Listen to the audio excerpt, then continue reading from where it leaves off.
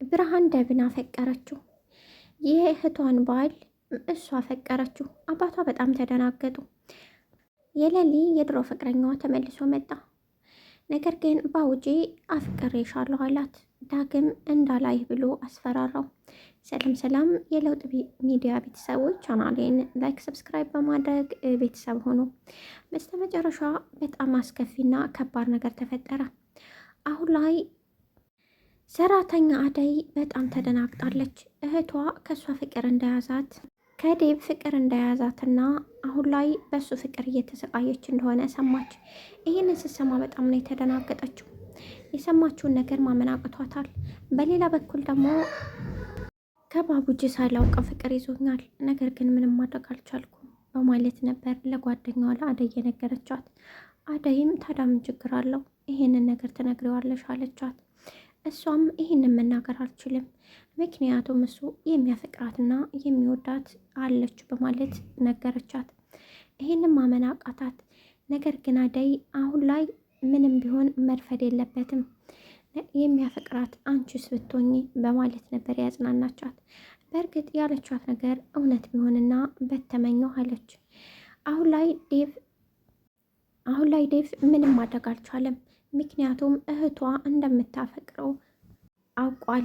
በሌላ በኩል ደግሞ አደይ ብርሃን እህቷ ባለቤቷን እንደምታፈቅረው ስታቅ በጣም ነው የተደናገጠችው። ምንም ማድረግ አልቻለችም።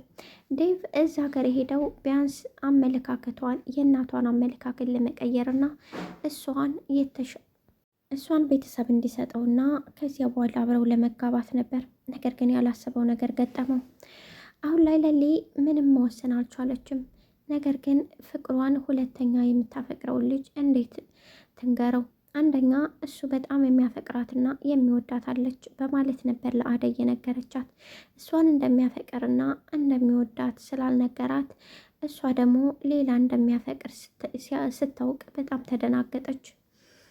በሌላ በኩል የድሮ ፍቅረኛዋ አሁን ላይ እረስተዋለች።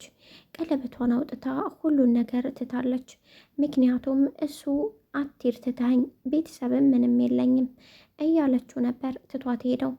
አሁን ግን ምንም ቢመጣ ባቡጂን እንደማትተወውና ምንም ነገር ቢሆን ከጎኑ እንደምትሆን ምንም ጥርጥር የለውም። የአደይ አባት አደይን ለመስጠት ተስማማ። ነገር ግን ዴቭ እንደሆነ አልተስማማም። ማለቴ ምንም አያውቅም።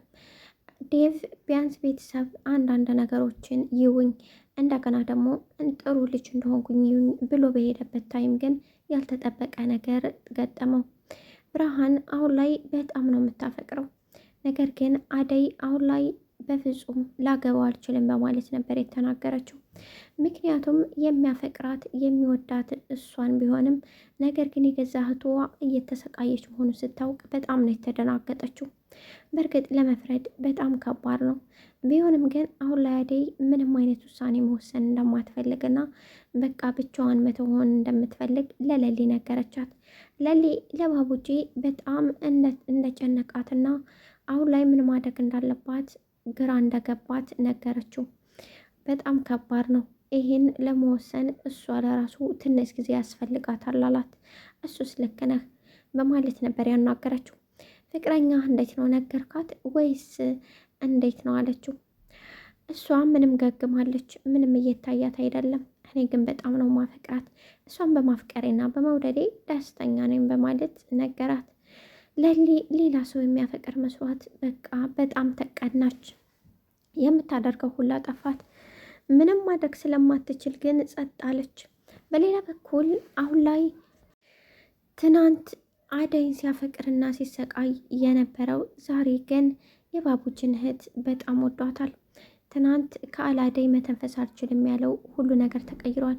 ሌላ ደግሞ ሌሊ አሁን ስሜቷ ተቀይሯል። ሙሉ ለሙሉ አሁን ላይ የምታፈቅረው ባቡጅን ነው። እሱን በጣም ነው የምትወደው። አሁን ላይ የተሰማት ነገር ይሄ ነው። የምትናገረውም ደጋግማ ይሄ ነው።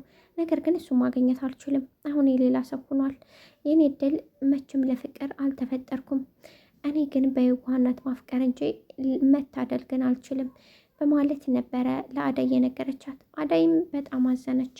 ነገር ግን የሆነ ነገር ይኖራል፣ ምናልባችም አንቺ ልትሆኝ ትችያለሽ በማለት ነበር የነገረቻት። ውድና የተከበራችሁ የለውጥ ሚዲያ ቤተሰቦች ቻናላችንን ላይክ፣ ሰብስክራይብ በማድረግ ቤተሰብ የሆነው